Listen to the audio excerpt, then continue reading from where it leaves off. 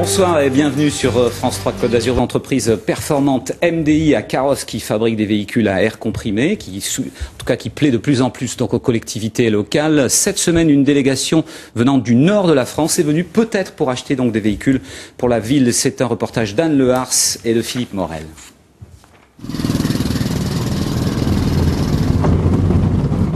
Finalement, ça se conduit très bien et ça accélère très bien.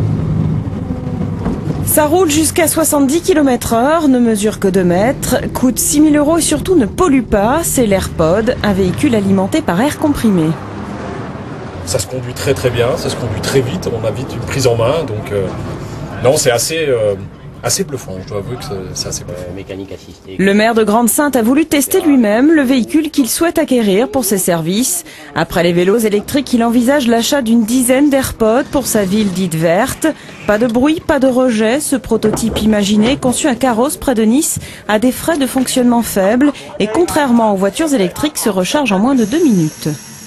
Moi, je suis plus favorable à l'air comprimé, tout simplement parce que je pense que les batteries poseront d'autres problèmes. Le lithium qui est à l'intérieur des batteries posera des problèmes de conflits ou à travers le monde. Je pense que comme le pétrole en a causé, et je pense qu'il faut chercher des solutions qui nous assurent plus d'autonomie.